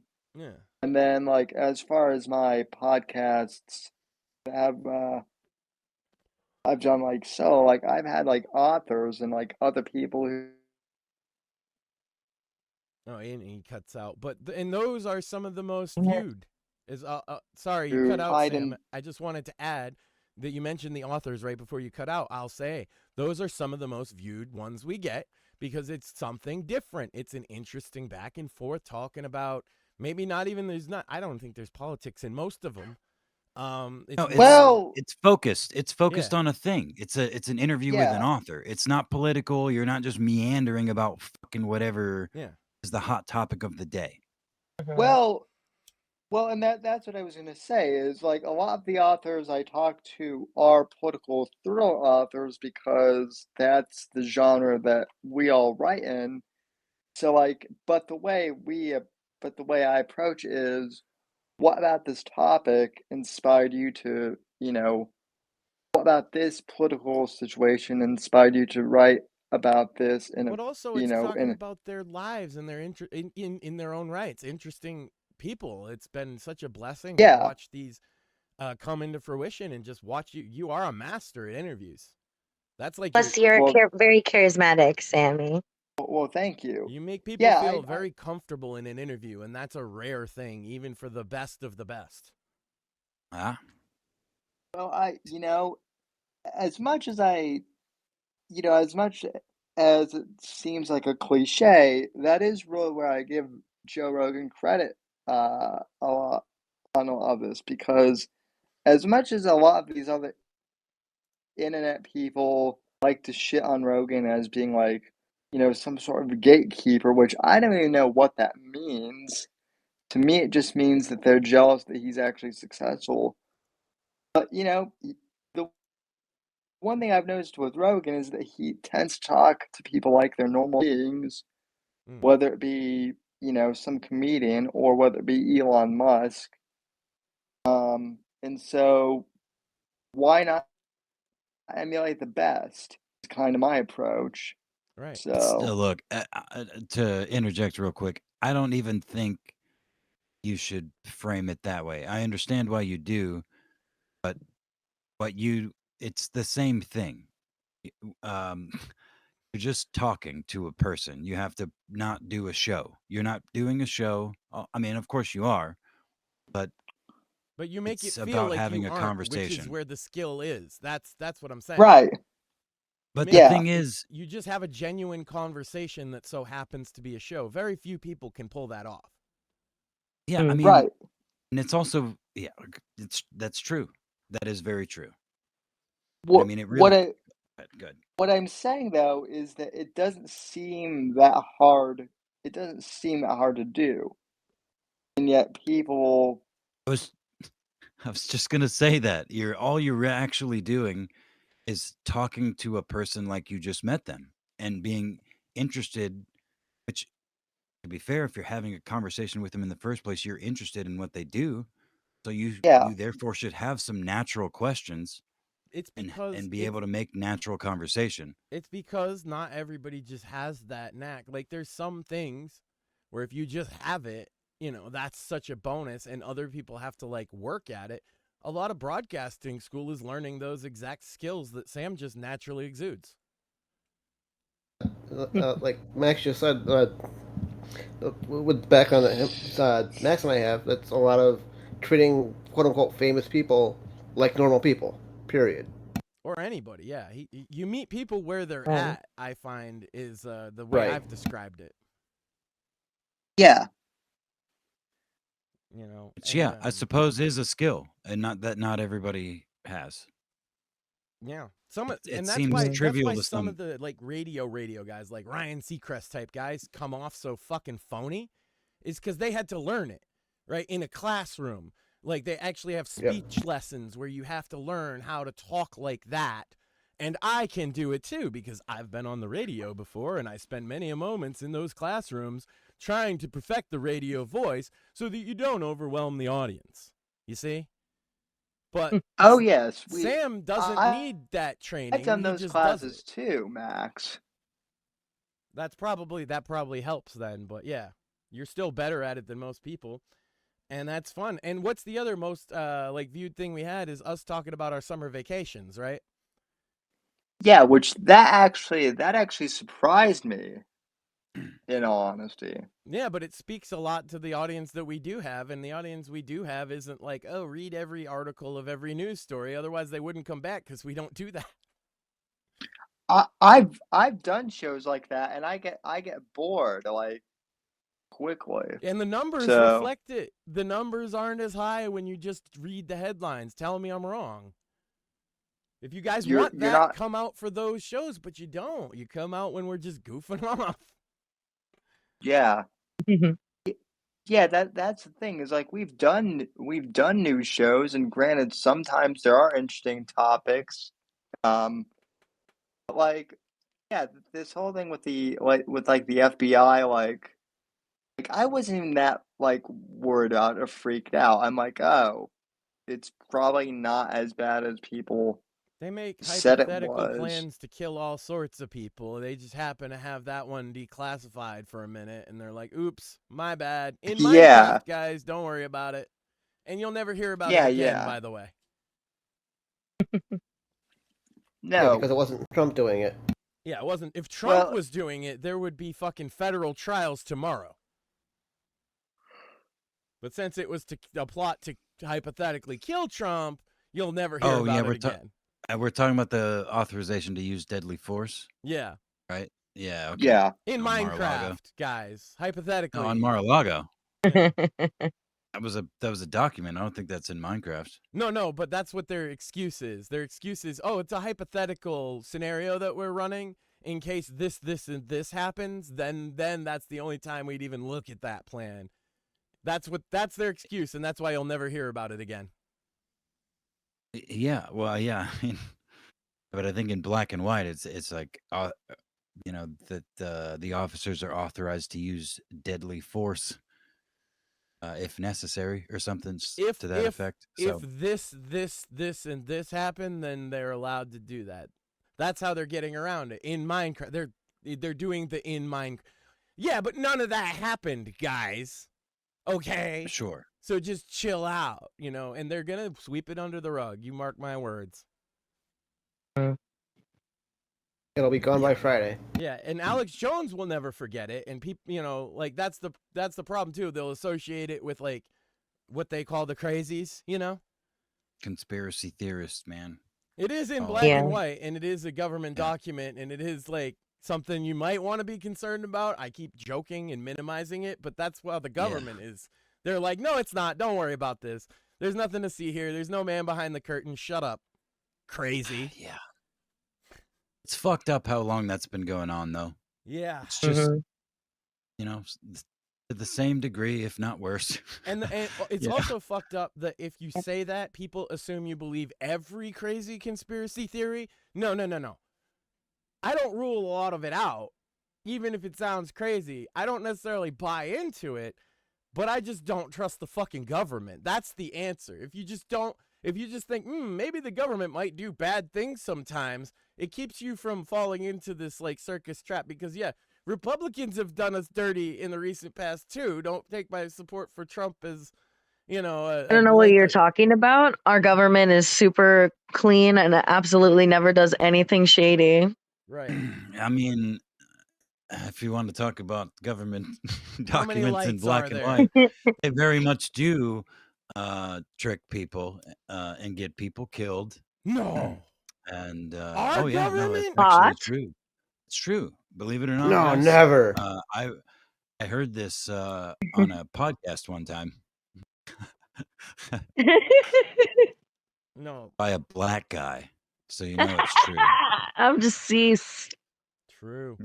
Okay. I wasn't with you, but a black guy said this? Right? Dude, okay. It's over. Like I can't even remember what all he said. Now I'm overwhelmed by remembering. Yeah. Well, he said don't trust Whitey, and that's good enough. Oh my god. A baseball guy? Wow. Hey, man, if you trust white, I don't care if you're white. If you trust Whitey, you're stupid. He called me a product of Yakubian. This what was it?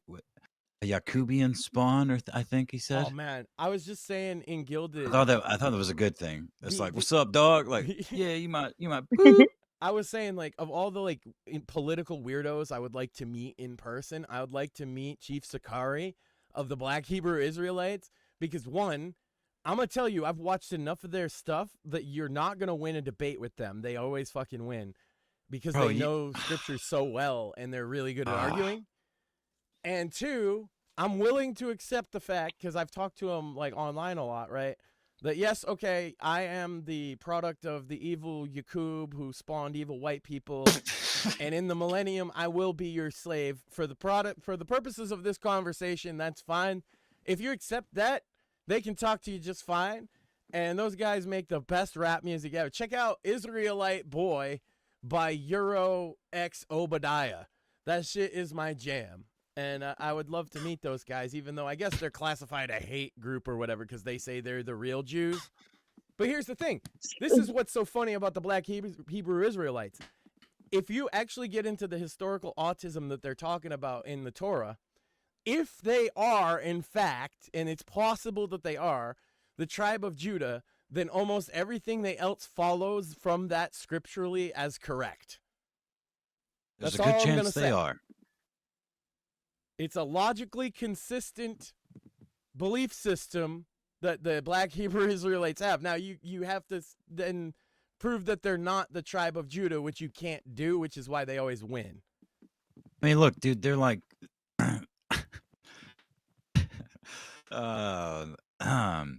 never mind. I was going to say it about Ethiopian Jews trying to... Yes, no, that's part of it, yeah. That's the tribe of Judah. You are exactly right. Current Ethiopia, you know what I mean? Like modern day, you know, being like not only exiled, but like, you know, like castrated and shit, I think. Yep. By a certain tribe. The Black Hebrew Israelites have certain legitimate beefs. I'll say that as well. Like, yeah, they do, as do many people. But yeah, certainly they do. And why is it weird for me to want to just have a chat with that guy? I don't know. Like, that's the modern world we live in, though, guys. I don't think that it is. Isn't it a bit redundant to say Black Hebrew Israelites? No, because isn't Hebrew and Israelites the same thing? No, well, no, because they're apparently really not. It sounds like it. It sounds like it would be. It sounds like it would be, but it's important to them. Yeah, I understand. Black Hebrew and Israelite. Right. So Israelite is different from Hebrew.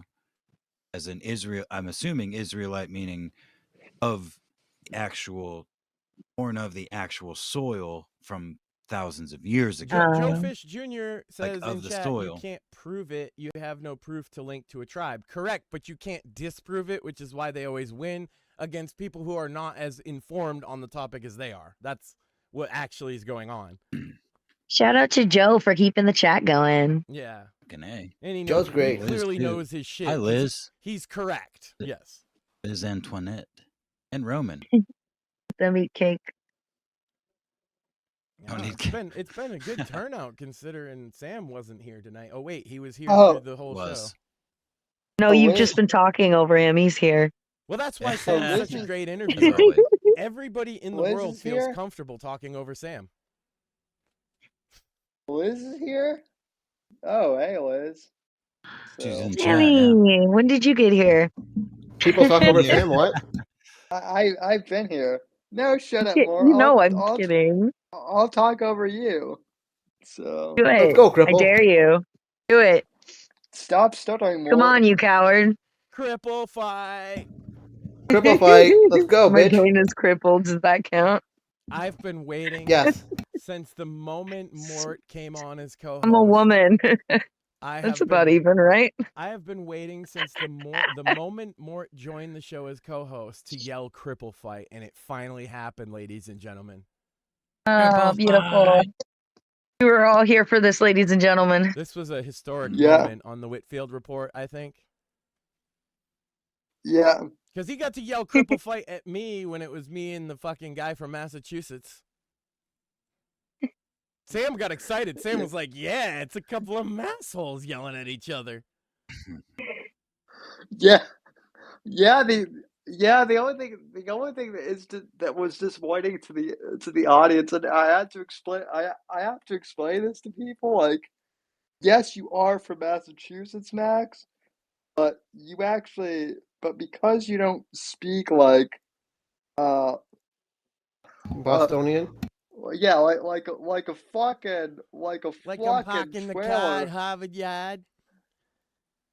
Yeah, That's an yeah. awfully hot coffee pot. Yeah. Since you speak like one of the Wahlbergs, everyone thinks that you're not from He does when he's mad. Massachusetts. I got a Notice when funny he's one. ranting, the accent comes out. The pot we just got is the most New England name ever. It's called Wicked Fruity. It's Wicked fruity. Yeah, That shit's wicked fruity, bro. it's wicked fruity. I love it. I just love how I just love how you just you said to that one guy, I don't believe that you were in the I don't believe you, and that guy had like the most autistic like Massachusetts spurring out ever. I gotta say, Secret Agent Man is one of my favorite moments since I've been on the show because I love that. I wish he would come back. Like, he got so mad, but he shouldn't have. I mean, admittedly, You scared him off. that is the No, first time as an adult grown man I have ever said to another adult grown man, "Are you think you're gonna cry right now?" Oh my god. You bully. He No, was gonna cry though. No, and what's even That's a funnier villain is thing to say. But I'm no, totally the no. hero Did of you the take his Arcane is lunch the villain. money? Did you take his lunch money too? Basic in internet terms, I took his lunch money and stuffed him in a locker. Fucking dick. I'll link that No. in the Gilded after the show. It's pretty funny. I edited it together with like the song Secret Agent Man because he's pretending. Never Of course you did. Yeah, that was good stuff. No, and what's even funnier is that he's friends with the guy who Apex bullied by making fun of Star Trek for like 5 Oh minutes. shit! Yeah. I forgot. Yeah. Oh no, you didn't. You got a Trekkie mad? No, go ahead, Sammy. Yes, well, so what happened was I had this one guy who came on my show, and I was going to like promote his podcast, and it was like a classic rock and metal podcast, which I thought was cool. Oh, nice. So I started asking him questions, and then he started going off autistically about like how he was a veteran and he served in Afghanistan, and how like and how he like had to kill like all these civilians because his commander like told him to. It was like a 180. It was like a 180 from like what I had planned. And then he just brings up Star Trek. Like, keep in mind, he just told me that he like massacred an entire village. And so I'm like, okay. And he's like, oh, and I like Star Trek. So then Apex pops in and starts like making fun of him, and that's when he loses it and like spurgs out, and then he rage quits. So yeah. Well, if I can, just to clear from my end anyway, from what I remember, Please. I don't actually remember him necessarily talking about. I remember Star Trek being mentioned, which is why I brought it up. But I listened to him because I joined late, as I tend to do, because I was working. But he was in the middle of, I don't think it was killing people, but service, just going on and on about his service. And I just tried to jump in and contribute to the show. And I actually wasn't trying to fucking cause any issues at all. I just, I That's the used same thing I said, Star by Trek. the way. I used Star Trek as an analogy for like a communist utopia. I was Oh like, yeah, these. that's right. I was like, Oh, these there you people. go. I was like, Federation. these people are just hoping for fucking Star Trek in the now this communist fucking utopia, and he immediately snapped. Like literally. You made the worst. He kicked his dog. You made the connotation between the most hated thing he has and the most beloved thing he has, and he was not going to take that. And maybe subconsciously I did it on purpose. Devastating. He lost his shit. And again, I just kind of jumped into the show. This is in the middle of me being Sammy's co-host, but this was, again, a day he started the show because I was at work. And he had this guest that he was going to be interviewing. I was going to jump in later and, maybe add some commentary, whatever. But after like, I don't know, a minute or few minutes of just fucking with this dude, I'm like, dude, I don't give a look. Nobody gives a shit about your service. Military's fucking gay. You're a fucking tool. Blah blah blah blah. Just anything that was gonna piss him off. Yeah, you're right. It just kind of hit kind of, I poked my finger through the hole and I just kind of started, and then again, after a short amount of this, it's maybe 5-6 minutes, I was like, all right, have a good rest of your show, Sammy. And I just bailed because I thought that was funny. And I just left Sammy with this enraged fucking dude. Thank goodness. He just pulled the pin and ran. For my credit, I did stick around and clean up my own mess with Secret Agent Boomer. He rage quit on me. Oh, yeah, no, I just fucking... The truth is, though, I didn't mean for that to happen. And I was poking a little bit, but... No, but it's the funniest possible outcome. I genuinely thought, I'll just leave. And they can get back to normal. I tried to make it clear that I was just like a fucking provocateur. You don't got to worry about me. I'm not an affiliate. I didn't affiliate myself with Sammy so much. It wasn't like like an attack so much. You know what I mean? Like I was just fucking around.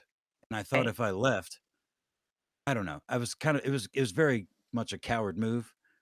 And everybody that listened to it was like, why the fuck did you leave? Like, I don't know, man. I got scared. So did the guy enraged just start talking shit about you to Sam? Because that's funny. I don't know. Maybe. He's not here, I guess, anymore to confirm or deny that. Sammy? But, what did he say after Apex left? Sammy's still here? I don't think he is. I know with me, with the Secret Agent Boomer, I knew I was like in the thick of it. So I was like, well, I'll just outlast him.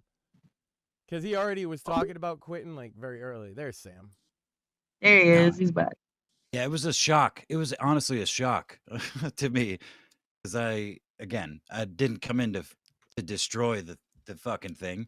I just made an offhand communist reference to Star Trek because that's literally kind of what it is. Right, you dropped a bomb and then left. Yeah, Apex breaking Sammy's toys. Yeah, Sammy, you can fill in some. You had a question. Oh yeah, did that dude talk shit about me after I left, or did he just kind of? Yeah. He talked. He talked shit about you, and then he asked why I had you on, and I'm like, well, he's my co-host. And, oh no. And he's like, well, your friend's a dick, and I'm like, well, and then I kind of got on his case. I'm like, well, to be honest, like, I was the one who invited you to talk about, like, about your podcast, and then you started talking about how you were how you just killed people for 10 years in the army, like sticking up for your friend. But no, I know he's just being honest. Yeah, he did that. He did that for me too, and to Sam's credit, he told Secret Agent Boomer, well, some of the shit you're saying, are you able to, like, I'd ask you the same questions. That's what we do here. I was like, damn, Sam, put him in his place. Yeah, that's right. Yeah, well, I just told the guy, I'm like, look, I wanted to talk to you about your rock and roll podcast, and like, yeah, I want. Oh. And there he goes. Dang it, Sammy. You and your damn cabin, no signal. He's supposed to be on vacation anyway. Oh, yeah, he's yeah, back. I know. Oh, there he is. Yeah, I know. Signal's not Speak, great. Sammy. The audience is here for you. But no, I was just like, yeah, I invited you on to talk about your heavy metal podcast or whatever, and you're talking everything but that. So, and then they just like rage quit. So I was like, well, okay, that was a fun show, folks. Tune in next week. Yeah, see, So, honest that's one of the only regrets I have as your co-host over the years, because that was a gold mine that I just bailed on. Like I could have, I mean, because I didn't even mean for that's the best. I mean, it was right there. It was no, right there, man. but then what was also funny was people in the Discord that he and I were in were like, yeah, he does that. So Missed opportunity. don't Oh, he don't just does, yeah. yeah But if I remember yeah correctly, he apologized later. You had him on again? Is that correct? You had him on at a sec, or at least you talked to him at a later date, yeah and he yeah apologized because he was fucking drunk as shit. I talked to him like on another person's podcast, and Yeah. That's what it was. and then and then he apologized, and I'm like, okay, well, That's good. He may live. cool. Yeah, that's good, So right? Yeah, he'll survive after fucking Cocaine Cripple 3. When we so reboot the series, going after somebody on land again. Cocaine right. Cripple 3, the threatening. Well, there's no better end to the show than Cocaine Cripple, I think. And I'm hot. I'm sweating my balls off. So, we've been at it about 2 hours. We can wrap this up with some plugs. Obviously, first and foremost, Sam, if you don't get cut out, what would you like to tell us about this wonderful book that you've written, The Fourth Estate? you can buy it on Amazon, paperback and ebook, and we've had great sales in May, which is highly unusual considering that book sales usually drop off after 60 days, but we've got 90 days of good sales. Nice. Hell yeah. So thanks everyone for that. And third book is coming soon, and All the I moms out there who got it as a really present, like shout it. out. And I'm actually going to give the people in the Gilded like a sneak preview of the cover here. Oh, yay! Too. Nice. Oh, link to the Gilded is in the description, chat. Link to the Gilded is in the description, So chat. yeah. Also buy the Fourth Estate. Also buy the Fourth Estate. Mortheous, So Bits and Bones, you got a little promo for us on the way out? Yep, Bits and Bones tomorrow night, 9 p.m. EST. Me and the guys are gonna probably excoriate CDPR yet again this week, and I'm sure I know the guys have a couple of other topics that they're interested in. Probably gonna rip Sony apart again. And of course, Chibi, don't you have a promo too? big debut Don't you have something this coming week? soon? Yes. Yes, thank you guys.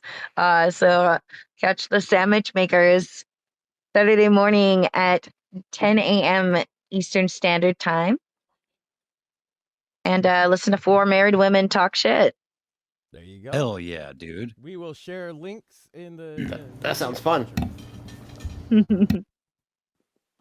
On all the Twitters and the places you people find us normally, we'll be sharing links to that coming soon. And of course, next week, Sam will be back. I've made this crazy overlay to, be real subtle and nuanced about things. And I think it's worked okay. But of course, no one can fill the shoes of the epic co-host of this here show, The Whitfield Report. So Sam will be back in charge next week. I hope we had fun. We did. I certainly did. So. I love all of you guys. And he only gave me the intro video, so we got no outro. So you know, Thank thank you for watching the Whitfield Report. Thanks for listening to The Whitfield Report on the NGC Network. Please visit Sam's website at www.thesamwhitfield.com and support Sam on Patreon at patreon.com/Whitfield Report. Until next time, God bless, God save this great nation, and God, freedom, legacy, in that order.